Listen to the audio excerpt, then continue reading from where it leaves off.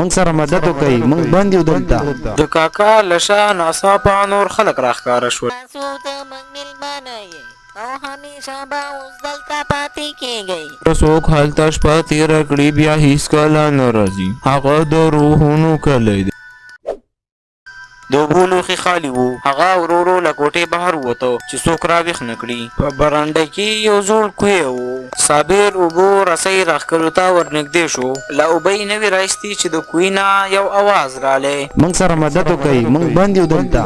صابر ډېر حیران شو. بدن یې یخ شو. د زړه درزه یې تیزه شوه. هغه بیا غوږ ونیو. د کوهي نه یو ځل بیا اواز راغی. بره څوک شته دی موږ دلته بند پاتې یو موږ بره راوباسئ.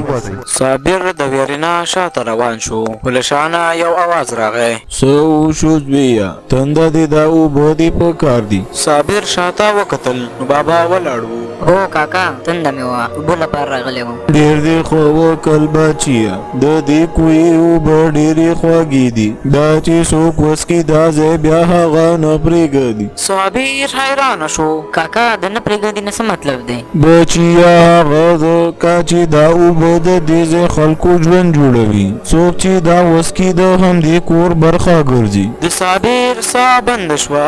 هغه روغندي بابا ته وویل کاکا زه بېرته کوټې ته ځم سبا به موږ وختي ځو بیا ناوخته کېږي. اوس بیا سبا ته هر څه سمېږي. ته لاړ شه او آرام وکړه. صابر په منډه کوټې ته لاړی. رحمانه راویښ شه راویښ شه زر کوه زر کوه. ولې څه وشو؟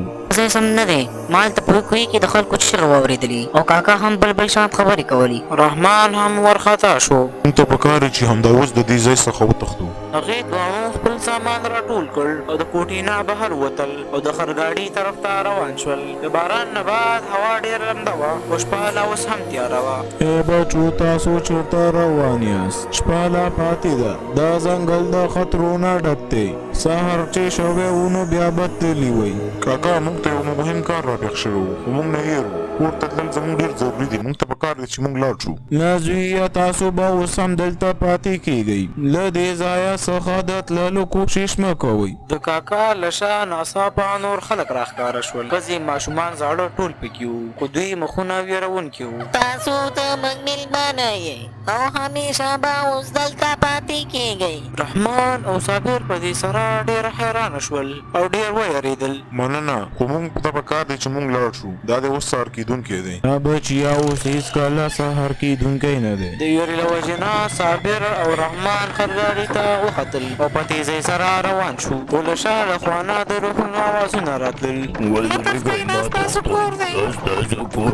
شپه تېره شوه. کله چې د سهار رڼاګانې خورې شوې دوی یو بل حقیقي کلي ته ورسېدل. خلک خپل کارونو کې بوخت وو. بازار کوله وو. دوی یو دوکان ته ورغلل. وروره شمال طرف ته یو کلی شته. موږ پرون هلته پاتې شوي وو. یو بوډا ډېر حیرانه شو. شمال طرف ته؟ نه زویه هغه طرف ته خو هېڅ یو کلی نشته. پخوا زمانه کې یو کلی و خو هغه هم وران شوی و. صابر او رحمان ډېر حیران شول. موږ خو هلته تللي وو هلته مو خلک ولیدل او له هغوی سره مو روټۍ وخوړه. نه زویه هغه خلک نور ژوندي نه دي. خلک وایي چې د هغوی روحونه لا هم هلته ګرځي. که څوک هلته شپه تېره کړي بیا هېڅکله نه راځي. هغه د روحونو کلی دی. دواړه دې سره نور هم حیران شول. یاره زه اوس پوه شوم. هغه بوډا چې ویل چې دا اوبه څوک وڅکي هغه د دې ځای څخه بیا نشي تللی هغه یې دا خبره کوله. او که نه که هغه اوبه موږ څکلی وی نو کېدای شي زموږ حال هم د هغوی په شان و. رحمان او صابر دې نه بعد بیا هېڅکله د ماښام په سفر نه وتل او د خلکو وینا شوه که دغه کلي ته څوک ورچي نه بیا هېڅکله نه راګرځي. ملګرو که زموږ دا سټوري مو خوښه شوې وي نو چینل دا سره سبسکرایب کړئ او لایک هم